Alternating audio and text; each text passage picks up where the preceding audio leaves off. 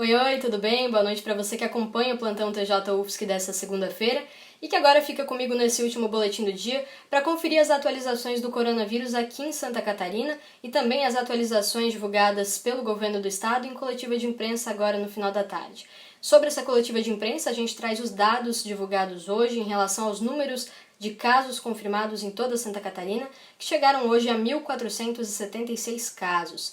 Em relação às mortes, já temos 44 óbitos em toda Santa Catarina, uma a mais em relação a ontem, uma morte que estava sendo analisada ainda pelo governo para confirmar se realmente era derivada da doença Covid-19, e sim, chegou essa confirmação de um homem de 77 anos, residente de Florianópolis, que possuía comorbidades, ou seja, doenças pré-existentes, que levaram esse paciente então a óbito. E foi divulgado também que 2 cidades catarinenses entraram para a lista dos municípios com casos confirmados da doença. São elas Faxinal do Guedes e Ibirama. Agora são 114 cidades catarinenses com casos confirmados da Covid-19.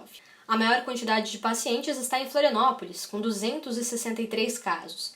Na sequência estão Blumenau, com 59, Joinville, 145 e outros municípios também com casos confirmados da doença. E o governador Carlos Moisés, ele também informou hoje que Santa Catarina conseguiu, através do governo federal, via Ministério da Saúde, que 72 leitos de UTI fossem habilitados em todo o estado.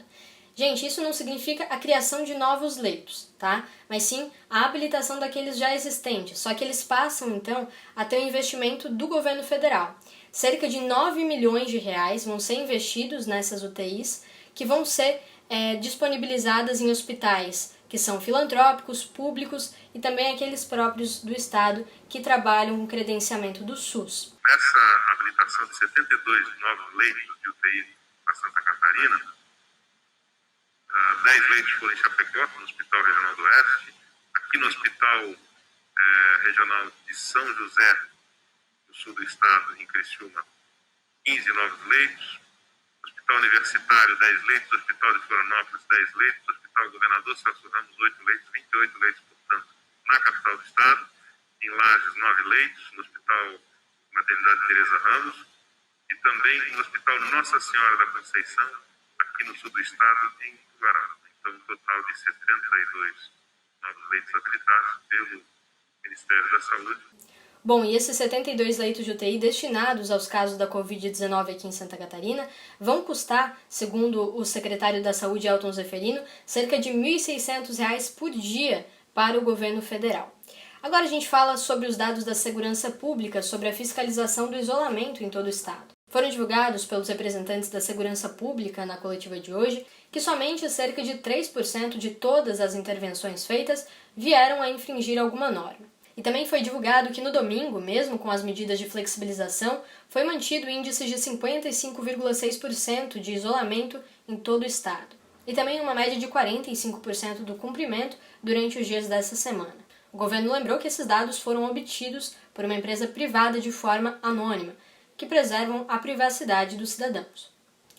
Das 8.786 fiscalizações feitas pela PM no estado, 205 irregularidades foram encontradas, com apenas uma interdição em Santa Catarina. Quem também compareceu à coletiva foi o delegado da Polícia Civil, Paulo Queiroz, que falou sobre as fiscalizações do órgão junto ao Instituto Geral de Perícias de mais de 300 estabelecimentos em todo o estado.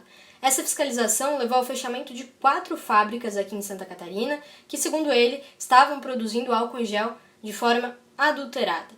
Essas foram as atualizações sobre o coronavírus aqui em Santa Catarina. Amanhã tem mais boletins sobre a Covid-19 em todo o estado, no Brasil e no mundo, para você que acompanha o TJ UFSC. Uma boa noite, tchau, tchau!